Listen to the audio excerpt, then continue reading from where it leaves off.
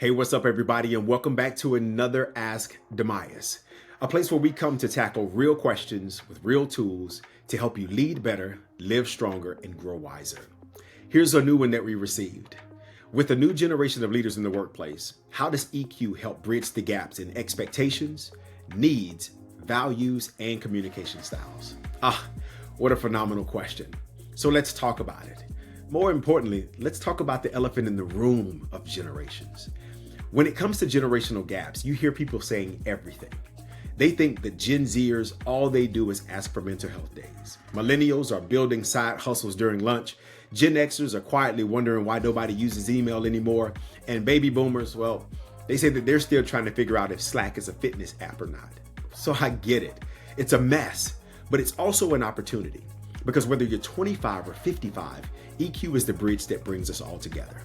Not kumbaya around a campfire, but real leadership alignment where expectations, values, and communication stop clashing like two butter knives in a blender. So what's actually happening?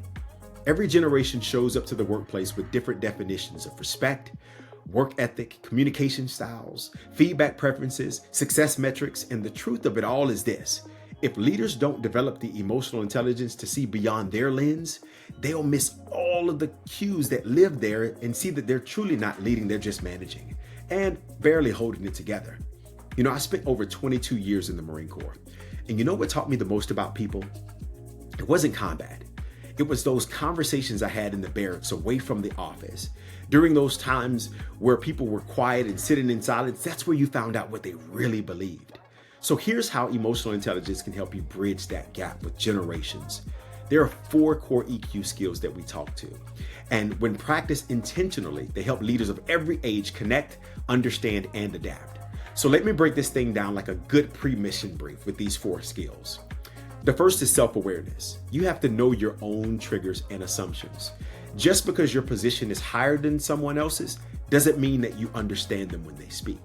You need to understand and recognize when you're frustrated because, am I frustrated because they're late? Or am I frustrated because they challenge my old school expectations? You see, this isn't a discipline issue sometimes with people. It could be a difference in worldview, but we got to know that with our level of awareness. A strategy that we have with Emotional Intelligence 2.0 is that we should observe the ripple effect of our emotions. We should notice when our moods and tones shift the entire dynamic. And then that leads to self-management. You cannot lead well if you leak frustration. You can't yell, "Be professional," while losing your mind in a staff meeting. Another strategy that we have for that is just to sleep on it. Yes, even leaders need a tactical pause. Hit that button, regroup, respond with intention, not impulse. In combat, reacting too quickly got people hurt. And in leadership, it gets people demoralized. So don't let urgency become recklessness. Then we have social awareness. See, the battlefield that I experienced can be the same way with the battlefield of emotions in a room. You got younger teammates who value flexibility and transparency, and older ones who value structure and loyalty. You need to learn to read the emotional terrain. One way you can do that is by greeting each other by name. Never underestimate how personalization can build trust across generations. I had a first sergeant who would remember everybody's story, everyone's name and their family. And that wasn't being soft, that was being considerate. And it was strategic, and it made us run so much harder for him. And lastly, we got managing relationships. You're not here to win arguments. You're here to win people. That means conflict resolution, not conflict avoidance. Acknowledging that the other person has feelings, acknowledging that they too have a story. Not everyone grew up being yelled at to get motivation. If someone's quiet after a meeting, check in. Don't chalk it up to them just being sensitive. One thing that you have to remember is that there are needs in a relationship. My needs, your needs, and what's required. And with generations, we have to ask what is required. And so we take all of this when we put it together, and it leads us to where we are now. Leadership today isn't about being the loudest in the room.